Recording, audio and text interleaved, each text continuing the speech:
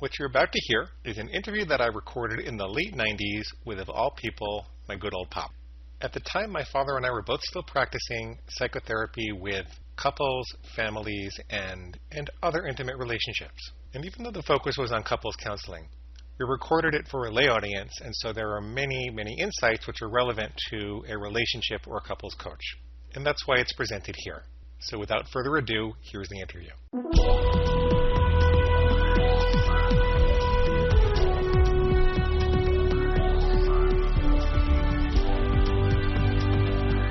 Hi, I'm Dr. Glenn Livingston, and I'm here with my father and my friend, Dr. Marty Livingston. Hi, Pop. Nice to meet with you today. Good to be here, Glenn. Should be a lot of fun. It really should be. My dad and I are here to talk to people about successful couples relationships. More specifically, we're here to talk about how to improve each individual's sense of self within the relationship, how to decrease conflict, increase satisfaction, and improve intimacy and vulnerability within the relationship. Dad and I are both clinical psychologists working with couples. I've been practicing since the early 80s, and my dad has been practicing since, well, I don't know if I'm allowed to give away his age, so let's just say for a generation longer than I have. Dad is the director of the group psychotherapy department at the Postgraduate Center for Mental Health in New York City, and also the author of the book Vulnerable Moments. Vulnerable Moments is about fostering vulnerability in relationships and understanding how to deal with vulnerability when it arises in order to constructively enhance the intimacy in a relationship. Am I right on that, Dad? Yep, you got that right. Good. Well, in any case, we intend this cassette to be useful for your own couple's relationship, for the work of a psychotherapist, or for understanding the couples around you, including your parents, your friends, your siblings, and their spouses. Yes, and what we're talking about more than just married couples. The concepts in this tape really apply to any intimate relationship. That's a good point, Pop. What else would you like to add about what the tape is going to provide for our listeners? Well, when I work with a couple in any way, what I'm after is that they learn to enhance each other's sense of solidity, their sense of feeling good. A lot of it has to do with communication, in that they have to listen to each other. Often people choose a spouse or a partner for the wrong reasons. It's either somebody they can look up to or idealize, or someone who makes a lot of money. What's actually important in a relationship, though, isn't these things. It's how you feel with the person rather than how you feel about the person. A relationship is a part of who you are. It becomes a part of your sense of identity. That is right on. That's right on target. It's like in the movie As Good As You Get, which is a great movie, by the way, where Jack Nicholson plays a fairly disturbed man with an obsessive-compulsive disorder. At one point, he's trying to convince Helen Hunt to fall in love with him.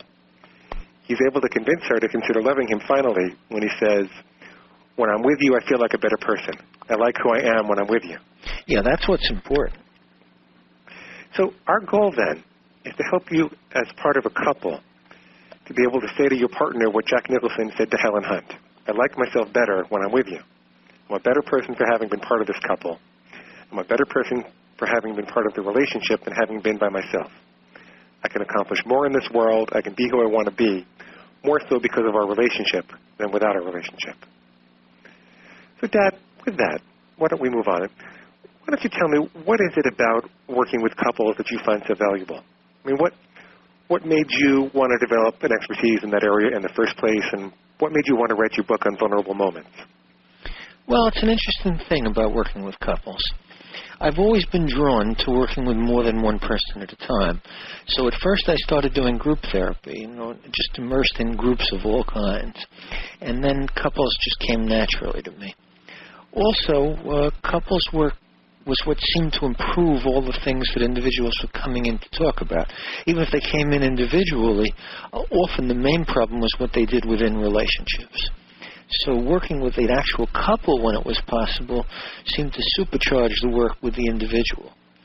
Working with a couple brings out all the individual's dynamics. You get to know people much more quickly when you work with a couple. And often you make more progress that way. I think that's the reason I wound up focusing more on couples. It was just very effective, so I gravitated towards that. I didn't do it on purpose. It sort of came out of my own sense of what worked and what didn't work, what was good, and when marriage was a struggle. Also, it's a very personal kind of thing, working with couples. I really got involved with couples about 10 or 12 years ago after my divorce. That's when I began to find myself immersed in it. In part, of course, therapists choose our work in order to improve our own lives and work through our own past relationships. So that to get involved with working with couples after a divorce, looking back on it, is a very natural thing to try to heal my own struggle. But I also think it goes deeper than our past couples relationships. I think that when we're working with couples, we're in some sense trying to work something out about our original family, about our parents. We're sitting in a room with our moms and dads. That's partly why it's so exciting, but it's also partly why it's so difficult. If you find yourself sitting in a room with strangers you know very little about, it's a natural thing to feel like a kid and you want to do something to help. When you can actually figure out how to help, it's very healing personally, almost as if you healed your own parents. That's a great feeling, and of course, that has been part of my interest in couples work. That's really fascinating, and it's something that you rarely hear a couples therapist say. Certainly, I could agree with it for myself.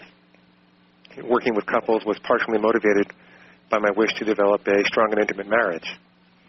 And I think that most therapists would agree that helping couples in some way makes them, or the therapist, feel like they're healing upsets inside of them, which we could characterize as leftover conflicts from the therapist's parents. You know, I also think in some way that the desire to heal damage inside of us from our parents' conflicts is something that motivates people to connect as a couple in the first place. So it doesn't only apply to what motivates us as therapists, but to what motivates people to couple in the first place. And I think there's a certain amount of hurt in all of us from the wishes that we had for perfect parents, which of course no one had. And, you know, part of coupling successfully involves attempting to repair that damage. If I go one step further, I also think that some of the difficulties couples experience comes when these wishes for repair are frustrated. In other words, as adults, we wish for our partners to respond to and nurture us differently than our parents did. And communication breaks down when that doesn't happen. What do you think of that, Pop? Well, the hurts from childhood can't be repaired in a magical, fix-it-all kind of way. And it's trouble when couples expect that it can, especially if they're not aware of these expectations. But I think it's more important to stress that an intimate relationship of any kind actually does have the ability to magically heal childhood wounds. Of course, it's not magic when it's hard work and you understand it.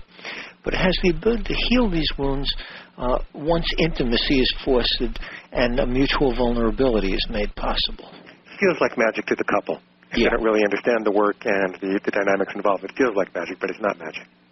It's work. Right. So, yes, I totally agree. And it makes me think of how people's sense of self is actually intricately involved in a relationship. You know, whenever a couple comes to see me, they usually start by complaining about each other. But if you investigate why the particular complaints hurt so much, and I'm making it sound very simple, but, you know, sometimes it takes months. When you find out the reason for the feelings of hurt behind the complaint, each member invariably comes down to saying something like, it makes me feel bad about myself. So that, you know, in addition to healing childhood wounds, would you say that also part of what successful couples do is to find a way to support each other's sense of self? Yeah, that's very true. But first, before we get into that, we need to talk a little bit more about what we really mean by the word self, by a sense of self. Because it's really more than just self-esteem. Self is very difficult to define.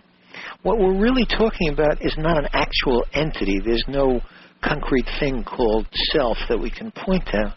What we're talking about is what we might call self-experiences or self-experiencing. It works like this.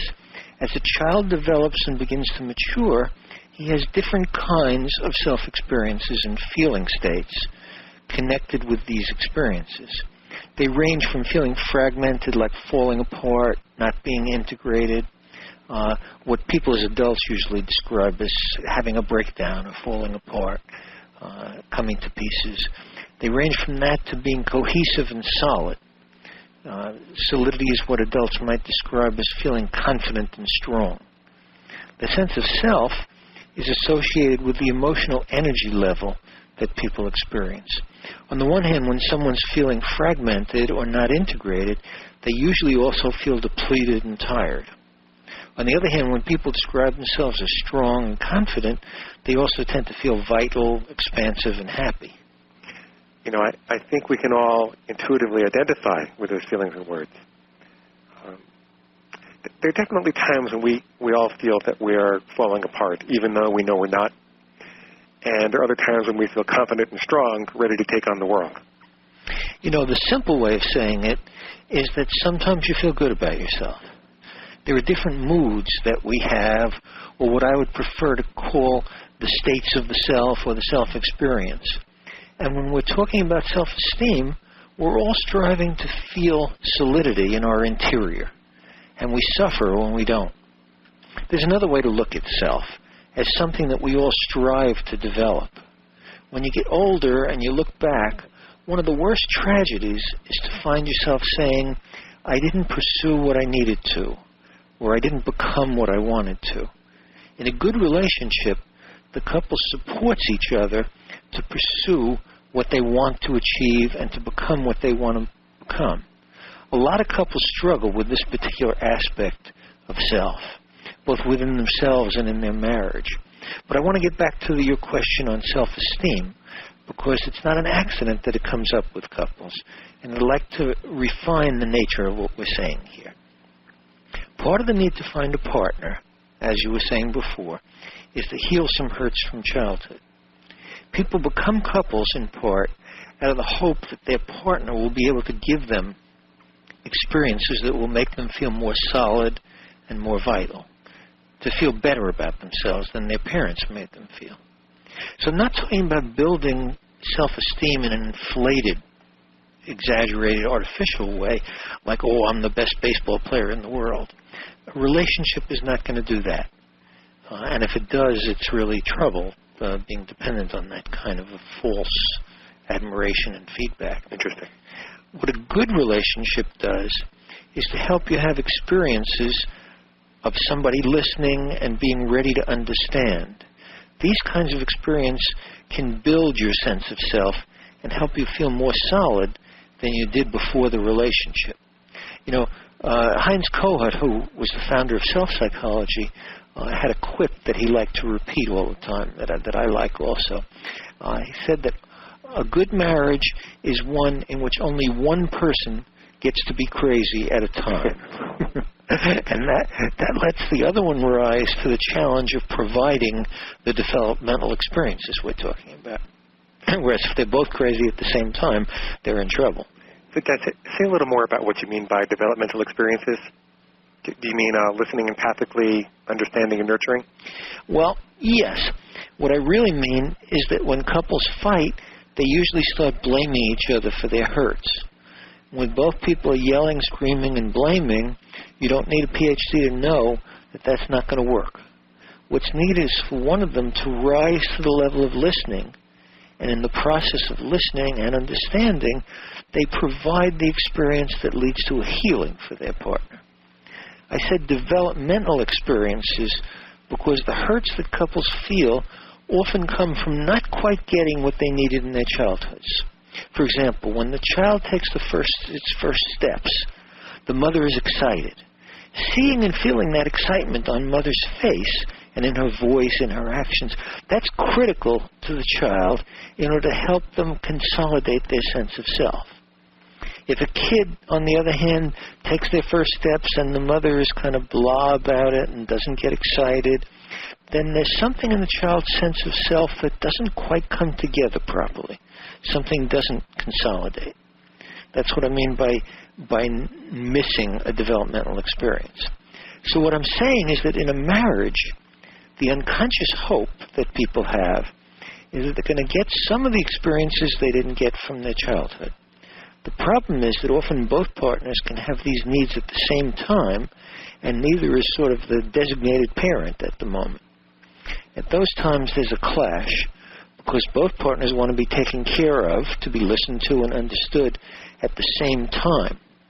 So what Kohut meant when he said good marriage is where only one person is crazy at a time, was that each spouse in turn is able to feel solid and grown up enough to postpone their own needs, to postpone their own satisfactions, and provide the parenting that the other one needs until they feel strong enough to listen for themselves or to switch and listen to their partner.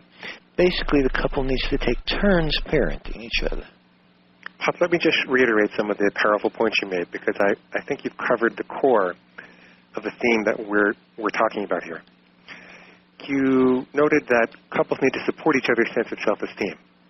And you talked about how a sense of self is it's a kind of solidity and life energy which develops originally when our parents respond positively to our achievements. And when I say achievements, I mean, taking your first steps or, going potty in the right place, things like that.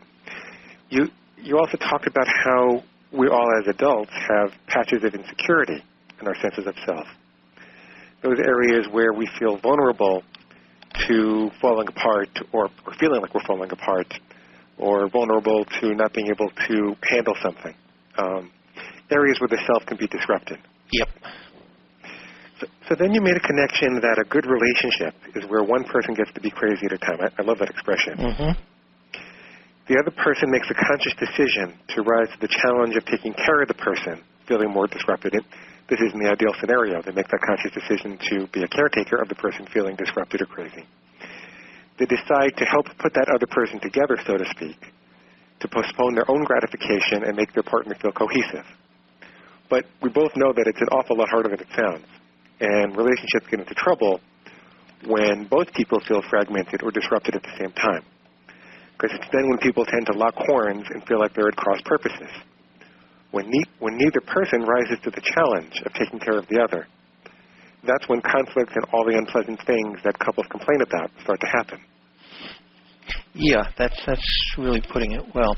I think that's a good point for us to break for a minute and give people a chance to catch their breath, and then we'll come to the next topic. Sure. Well, so hi, Pop. Welcome back. In this section, we promised to talk about characterizing the kinds of specific problems the couples face, the reasons that someone might be listening to this tape in the first place. Yes. Another way of thinking that is to talk about why people come to see a therapist in the first place. Okay, we can do it that way then. So in your experience, why do couples come to see a therapist in the first place? Or why do they even look for help from a book or a tape in the first place? Well, one very common thing that people come to see me about is the loss of the spark. They say there was a passionate excitement in the beginning of the relationship. Things were sexual and fun, and they were very eager to be together. Now it's 15 years later, or sometimes 15 months later, and they've kind of drifted apart. It's usually not that they're fighting, not that there's necessarily a crisis, although sometimes there is, but in some way there's a dissatisfaction. Often, though, not always, the woman feels that the intimacy is faded. She complains that they don't really express feelings enough. They don't talk enough. Sometimes the man has been too busy earning a living to attend to this type of expression, and the wife feels the emptiness. Occasionally you see people coming in the other way around, where the husband is missing the intimate talk. But most often in our society, it's the woman who... Sure, I agree. So one very common concern is that the spark is gone. Yeah. The couple might still report that their spouse is a good person, that they love them very much, but not with the same intensity as they did initially. And they miss the intimate talks, which were so much a part of the early relationships. Yeah, that's the most common thing. Then, on the other hand, there are many people who come in with a crisis. Something's gone very wrong, and they feel there's a serious threat to the marriage. In my experience, those crises, use Mr. Lips and Mr. Tongue for chocolate, those crises are either about sex or money. There could have been an affair or an argument that comes to a head about sexual satisfaction in the marriage, or someone might have unilaterally spent a lot of money without their spouse's knowledge or permission. Yeah, those are some of the most common things that seem to be the content of the crisis. But underlying the crisis are the real issues. People usually aren't prepared to just come in immediately and deal with these issues. They come in with a crisis, and you have to deal with the crisis first. Is there some way that you have of dealing with the crisis and, getting through the trauma to the underlying issues? Or maybe you prefer to talk first about what you think the underlying issues usually are? Well, initially people are traumatized by the crisis, and we have to understand that better. But that's something very tricky because they often come in very much blaming each other for the crisis. They start out that way. And healing is not at all about blaming. It's about repairing the break that's occurred. Repairing by understanding, sharing, restoring a sense of trust. Once you can restore some semblance of normal communication, you usually see that essentially what's hurting them is that they no longer feel like they're enhancing or supporting each other's sense of selves. Each originally coupled because they felt better about themselves together than when they were single. But they're no longer making each other feel good about themselves, no longer supporting each other's dreams. So what you're saying is that couples suffer primarily because of a failure of each partner to help each other grow and to feel good about themselves. Yeah, that's basically it. In the excitement of the courtship and the newness of the relationship, they had these feelings. Feeling good about each other and mutual support just came naturally. Unfortunately, there's usually an element of fantasy during the honeymoon period. Every relationship is a mixture of fantasy and reality. But if the reality after 5 or 10 years is too different from the fantasy, that's when couples fall into a crisis. That's a good point. We should also point out that our physiology has something to do with this. There are very potent brain chemicals secreted during courtship, which predispose us to feel happy and ignore aspects of our partner, kind of like putting on blinders for just long enough to mate and reproduce. So most of us are not really entirely in the know about our partners until a few years after we've committed. But that having been said, I do believe that we both think it's possible to have a loving and lasting relationship for a very long time. Yes, it's definitely a possibility, and with most couples who really loved each other to start with, it's very hopeful that you can get back to that through dealing with disappointment. In fact, I like to tell couples that a relationship really only begins once there's a disappointment. When you're off in fantasy and nobody's feeling the disappointment, it really isn't the deep, intimate, real relationship that we're after. Like when you said that people really can't know each other when they're courting, they may learn a little bit about each other, but they really don't have a sense of what life is going to be like. Once they're really together, especially living together, then they begin to see the attributes they preferred to be blind to initially, and then they feel the disappointment. But it's in working with disappointment and accepting each other and hearing each other's disappointments that a true and lasting intimacy can really be formed. That kind of paradoxical experience is often hard for couples to digest. They panic with the disappointment. So when you're disappointed and you express the disappointment as a feeling rather than an accusation, then you're really sharing something about what you need and about your true self. For example, if I say, I'm disappointed. I thought you would love me all the time. Even when I was a pain in the ass, I thought you would still love me. What that says is not, you're an awful person for not giving me what you need. That would be blaming. But rather it communicates my deep need to be accepted and the importance of the partner, too. It's much easier for a spouse to respond positively to hearing my strong need to feel accepted and loved by them rather than being told that she's a horrible and cold person. So the point here is that strong disappointments aren't the problem for couples. In fact, if handled right, and what I mean by handling right, I mean allowing a vulnerable expression of need as opposed to blaming and accusation, then there are very significant opportunities, So the disappointment and the vulnerability becomes an opportunity, and it's in the mending of the disappointments that the real relationship forms. Sure. I also think that the very act of expressing disappointment changes the paradigm of the relationship. Because before it's expressed, people are trying to hold on to a fantasy, and they pay a price for holding on. So what I mean is, when you have a fantasy and you don't tell anyone about that fantasy, you can keep thinking that it might come true. You know, like sometimes if I buy a lottery ticket and I don't check on whether I'm a winner for a month, the thing is, as long as I don't check the reality, I can believe that maybe, just maybe I might be a millionaire. But once I check the numbers, poof, I can't enjoy my fantasy anymore. The same thing happens in relationships. Once you articulate your fantasy, you can't hold on to it in the same form, because fantasies are almost never met 100%. In fact, I would go as far as to say that they're never 100% met. Couples' fantasies are a little different than lottery tickets, though, because when one person communicates their needs, there's a much better chance that the other can meet them, or at least be understanding and responsive.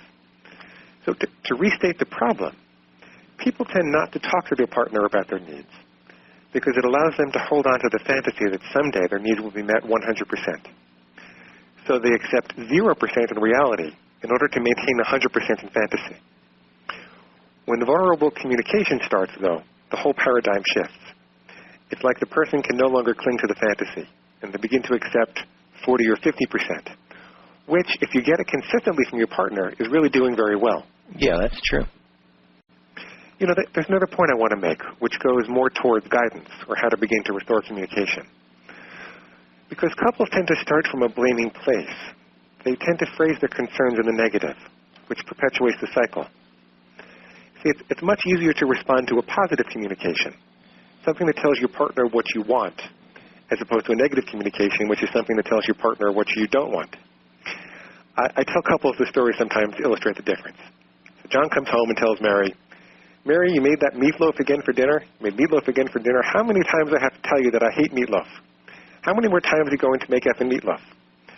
But the thing is that Mary really hasn't learned anything about what to make John for dinner from this communication. All she knows is what not to make for dinner. She knows that John doesn't like effing meatloaf. Instead of getting the underlying message that John doesn't feel taken care of when she makes the meatloaf. He needs something else to feel taken care of. Exactly. But if John made the effort to phrase his desire in the positive, the same wish, but to phrase it in the positive, if he came home and said, my mother always used to make turkey on Wednesdays. It was in the casserole dish, and when she set the table, she'd light a candle, and it made me feel very secure and well fed. I was really hoping you'd do something like that. If John could do that, of course that's a tall order, Mary has a chance to please him. So if John came home and said, my mother always used to make turkey on Wednesdays. It was in the casserole dish, and when she set the table, she'd light a candle, and it made me feel very secure and well fed. I was really hoping you'd do something like that. Well, if he comes home to say that, and that's a tall order, then Mary has a chance to actually please John. But there's more, because not only does communicating one's needs vulnerably and in a positive like this give Mary a chance to meet John's needs, it gives John a chance to grow as well. Once John says it out loud, he can begin to think differently about it. He might say to himself, I never really ever thought about it. I guess I just expected Mary to do everything like my mother used to do. And although I would like it if she did some of these things, I have to accept that she's not going to be 100% perfect. So the thing is, when fantasies are articulated, they become food for thought. People can start to process the fantasy in a more reasonable way and to become more realistic about their demands. Yeah, what develops is a balance. In articulating our vulnerable needs, we become more realistic. But we may have to go through a period of expressing some unrealistic needs first. So even the word unrealistic I want to be careful about, because it could be said as a judgment rather than just a pragmatic sense of what can be and what can't be. Good point. So at first, the need needs to be expressed in the form it is, like the child who wishes everything should be just right. The challenge is to first legitimize and then see if some of the needs can be met. But first it has to be it's legitimate for somebody to want something, whether it's going to be met or not. The importance of legitimizing is that it's understandable for husbands and wives to want deep childhood longings fulfilled. It's essential not to make people feel uncomfortable or ashamed of these needs. In fact, that's partly where the healing is. The process of expressing and exploring, especially done intimately with someone who you love, is itself healing, even beyond whether the needs are actually fulfilled or not. In other words, one of the deepest needs that can be satisfied in an intimate relationship is the need to be understood and accepted with all your needs, whether they can be fulfilled, whether they're reasonable, whether they're childish, whatever. The hard part of intimate talk is sharing the childish with your spouse without feeling that you're being judged. If you are in a hurry and say to your partner while they're trying to express their needs, what I mean by in a hurry is often impatient, and saying something like, "Oh, come on, grow up out of that childhood wish," obviously that doesn't work. It shuts down the partner very quickly. If you take your example further, what I would say Mary needs to do is to cherish John's needs, at least individually, and say, at least to herself, "Oh, John really has a kid inside him that wants to be taken care of like his mother did, and he's turning to me looking for that." Now, that can be hard for Mary because she could be feeling defensive. She could be feeling something like, "I'm afraid I can't do that. You're asking me to do something that can't be done." People often have a great difficulty in accepting the need to caretake for their parents' childlike needs in a marriage. They don't realize that marriage is... Their partner's childlike needs, yes? Yeah, like the person who's listening to the need has trouble listening to it and accepting that the caretaking is in there accepting and sharing and knowing about the need, rather than what they're afraid of is they're going to get trapped into a position of fulfilling the partner's needs and giving themselves up. Gotcha. See, they don't realize that marriage is a way of completing childhood, of helping each other to grow by nurturing the child within. Another thing that makes it difficult for spouses to sustain an atmosphere of holding these needs is that many of us have been trapped in childhood in a position of having to give ourselves up in order to satisfy parents. And the fear is, oh my God, it's happening again. Now, it's thus very important relieving when a partner grasps that they don't need to accept that trap and feel that they have to satisfy childlike demands. Instead, understanding and supporting is what's called for, and that's very different than being compelled to fulfill. So, when you say that in a good relationship, only one person is crazy at a time, that doesn't mean that the other person has to be the perfect mother and just do everything that the crazy person wants. It just means they have to listen, understand, and accept, maybe even enjoy? Yeah, that's right. As I'm listening, though, that we're starting to use the word crazy a lot, I want to be very careful that people realize we're talking about crazy with a small c, like the Jewish Meshuggah. That some things don't make sense. They're mixed up. I don't mean crazy like certifiable and not psychotic. One You're not talking of about us. psychosis. No, not at all. I'm talking about the confusion of childhood needs and adult needs and that kind of thing. So when one partner is expressing their vulnerable needs, the other needs to savor the moment and make space for it. Mary needs to make space for John to be more vulnerable, not to satisfy him so that he won't be. But, what often happens in a couple is that, first of all, the childlike feelings aren't expressed in a childlike way. So, for example, the first way that John approaches Mary about the meatloaf, he's actually very frightening with an adult, morally tinged judgment. So Mary begins to worry about defending against the judgment, and the opportunity to cherish those feelings is lost. The opportunity to cherish John's vulnerability is lost. She might start to think about leaving him. Yeah, an alarm goes off in her head. She starts thinking, I could get dumped for being inadequate here. He's going to criticize me. He's going to make me feel bad now. Watch out.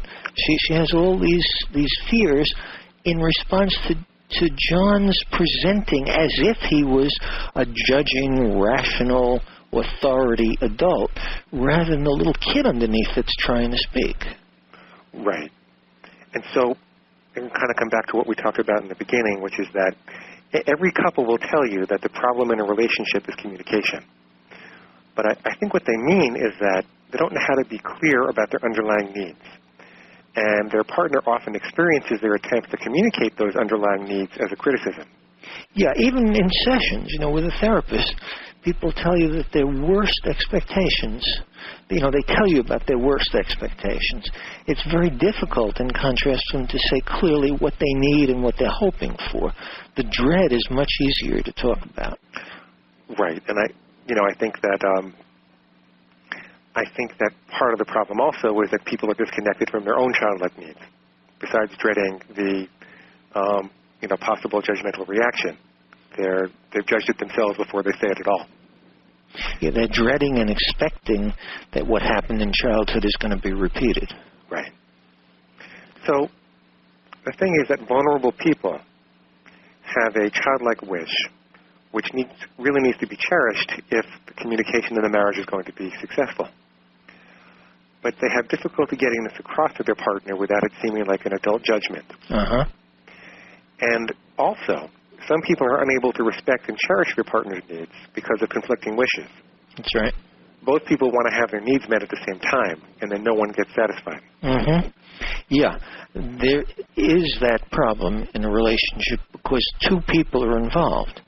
In a funny way, it would be a lot easier if there was just one person involved. But by the nature of the relationship, we have two people who have their own set of needs and feelings. Right. Dad, there's something else I'm curious about. You'd think that when couples have persistent problems communicating their needs, eventually they would just go their separate ways. And we know that a lot of people do, but why do you think that some couples will rage and rage and rage at each other, yet continue to stick it out? That's a tough question, because it's not always clear on the surface. It really is something that's underlying.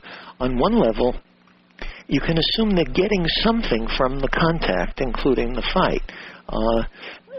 Including the fight, but not limited to it. There also is good stuff that's hidden. It's also a testimony to how persistent people can be, and I mean this in terms of appreciating how people keep trying, how persistent they are in trying to get what they need. They don't give up, even if they're repeating the same thing over and over again, and it's not going anywhere. At least they haven't given up and become despondent and gone off and become a hermit. They're in a relationship. But I think it's not just black and white. Just because there's a lot of fighting doesn't mean that there isn't strength in the relationship, too. I sometimes ask a couple, hey, let's take a few minutes off from fighting and say what keeps you together. What's valuable in the relationship? And it's amazing how if they stop, they can make a long list of those things despite the fighting. Right. But then that's not the kind of thing that we're talking about. Sometimes I like to ask a couple, which do you like better, a good fight or good sex? Yeah, that's a good way of putting it. I'm curious about some of the answers you get. Actually, most couples do like good fighting. Good sometimes because it leads to good things, it gets through things. But also, unfortunately, sometimes good because it just feels good to be in an intense contact. There's some reward, some familiarity from childhood about it. Despite the damage that gets done. Yeah, despite the destructiveness of it. But there's also, in addition to that kind of thing that holds people together, even though they're fighting, is some people stay together out of fear. Sometimes they hold on to even a destructive, painful relationship because they're terrified that that's all they deserve, all they can get. And without that, they're worried they're going to be all alone. It's like a kid who only has one parent. This is what I've got, so what can I do about it? I have to put up with it. I have to stay. Whereas the adult is in a position where if the destructiveness really persists and the self is being damaged, there is the possibility of getting out. But there has to be some confidence that getting out means finding a good life, not just being alone and unhappy. I think another reason why a lot of people tend to stay together is out of a need to repeat patterns that failed in childhood. It's sort of like they set it up again, not masochistically, destructively to repeat it, but they are hoping that they can make it turn out better this time. So they keep repeating it, repeating something that almost worked as a kid, and hoping that this time the partner will respond in a way that will enable them to get through it more successfully. Sure. You know, it's like that fancy term in psychology we call projective identification, where people are repeating something and trying to get you to feel the way they felt but couldn't deal with. The idea is that maybe they can get to see how you might deal with these feelings, and they can learn from that. They couldn't figure it out, but maybe you can. Well, that's a tricky concept, the projective identification. People who are using that often are assuming that one person can kind of put into the other person unwanted feelings. I prefer to think of it as a nonverbal kind of communication where things that are going on that stir feelings beyond words.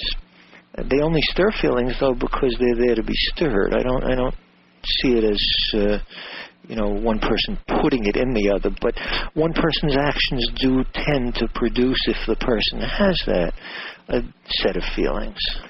Yeah, like if somebody treats you in the way that they've been treated, it's not a big leap to figure out that you're going to wind up feeling the way that they did when they got treated that way. Yes, that's right. And that's part of how they communicate their childlike needs when they don't have words for them. They treat you in such a way as to get you to feel the way they're feeling. Yeah, it's an attempt in a way to communicate, to communicate through the interaction when words are not enough. It often doesn't work. It gets halfway across, and the person starts acting like people did in the past who were treated that way. Right. That's why words are so much better. That's why putting the communication into words, into words that communicate the vulnerable need in a positive way to give your partner an opportunity to respond positively.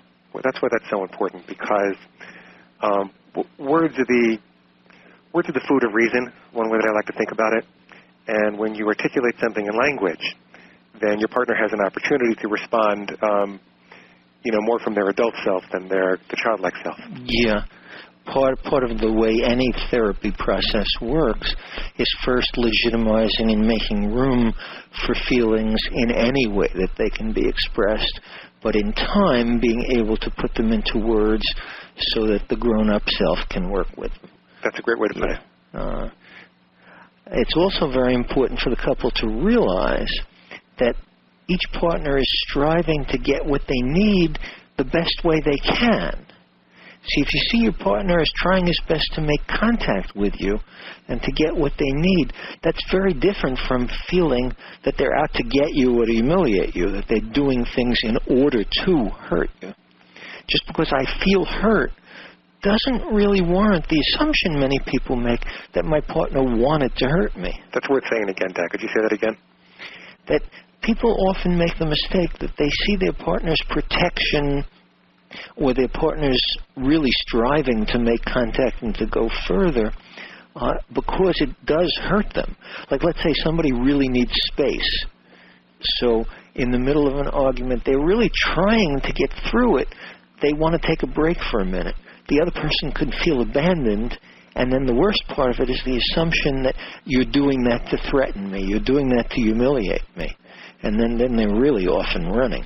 Right. I think that couples tend to rise to each other's expectations. So when one partner makes an assumption about the other person's good nature for the most part, and, we have to exclude psychopaths and people who don't have a conscience, when people make a positive assumption like that, the spouse tends to react by wanting to be pleased and accepted. Yeah, and the problem comes in when people can't see each other as trying to make contact. Instead, they're trying to protect themselves from crumbling inside. It's an awful feeling when you feel your sense of self crumbling, and it's hard to see that what your partner's doing that's triggering that crumbling is really their effort to make the relationship work, to make contact. So then people go to any extent to protect that crumbling feeling. Like, for instance, when John came home and complained about the meatloaf, what happened is suddenly he found himself fending off a feeling he'd had as a child when he felt that he wasn't being cared for. He felt abandoned, he felt not cared for, he felt threatened. His sense of self begins to be disrupted. So then he protects himself from that by putting on an attacking personality. So he comes out with, you made that damn meatloaf again. And Mary receives that as not, oh, John is disrupted and struggling. She receives that with, he just wants to hurt me. He just wants to hurt me. And then what does she do? She's going to retaliate. If somehow she can see through it and ask the question, what's really going on? What's underneath it? Then that cycle could be broken. Sure. So are you saying that you have to be able to love your partner even that you have to be able to love them even when they're in a hateful mood? Well, that's kind of a tall order. I guess we're saying that, as an idealized model, we're hoping to be able to do that the way a mother can love a child who's in a temper tantrum because she's not threatened and secure and she knows she's the mother. It's a great idea, but pretty hard to achieve. So I think the best we can do is that when we aren't loving, because there are going to be times when we don't feel loving, when we're angry and we're feeling retaliatory, we have to try to recognize that that just means that we're hurt and defending and that we don't really understand what's going on in the other person. That all we're getting is the sense of being hurt and attacked. We don't know what's going on underneath. And we don't, when you feel retaliatory, to some extent, you have to slow down and feel your own hurt first, rather than looking for an action. It means that something is hurting in both people. So you have a choice at that point. Either you have to be strong enough to live with the hurt that you're feeling and tune in and listen to your partner, or you have to let the partner know that you're so hurt that you can't listen right now, and can they listen to you? Sure. And there are times when nobody can listen, and it's important to announce that, too, and kind of go to neutral corners. It's a good time to go to neutral corners and not attempt to communicate at that time, sure. Yeah. I find that there's some couples who don't recognize that vulnerable moment. When Mary says, I felt awful when you yelled at me like that, there are some husbands who would say, well, you really should feel awful. You did a horrible thing. Mm-hmm. And that seems to, throw oil on the fire. Yeah, it sure does. It's something that happens very naturally, but it makes a lot of trouble. We could spend the whole session talking about that one. Maybe the next tape. Yeah. Couples often instinctively insert a judgment or their own opinion at the very worst time. When one partner succeeds in opening up in a vulnerable way, there's a softness, there's an opening. That moment needs to be cherished and protected. And the listener really needs to wait a little longer before they assert their own needs or opinion. And that can feel very difficult. It even feels counterintuitive. People just can't tell each other what they want from their hearts at those moments because they're too protective of their own patches of hurt. Right. So what becomes a better strategy is teaching yourself to recognize when you're in one of those spaces so that there's not too much damage done. Yeah, it's like they're protecting themselves, and it's the protection from the hurt that interferes with communication. Right. So they come home, and then they carry on about meatloaf. Right. So, I think that what we're saying underlying all the different communication patterns here is the incredible difficulty in vulnerable expression of need. When need is hidden by criticism, by withdrawal, by difficult to understand language, by behavior, it's almost impossible to have a successful intimate talk.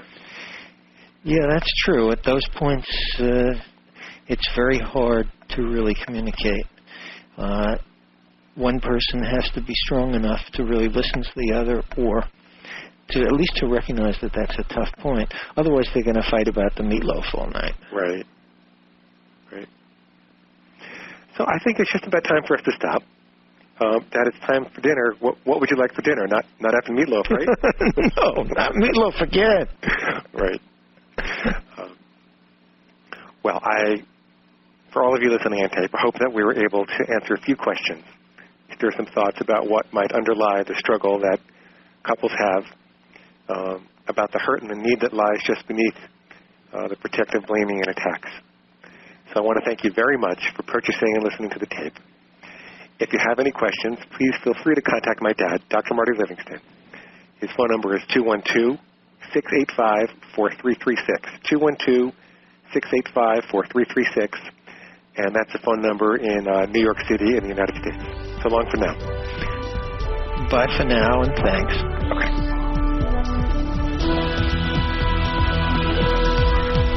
Thanks very much for your time and attention. If you'd like to find out more about taking your coaching to the next level, getting certified, and building the practice of your dreams, please visit becomearealcoach.com. Becomearealcoach.com. Becomearealcoach.com. Thank you.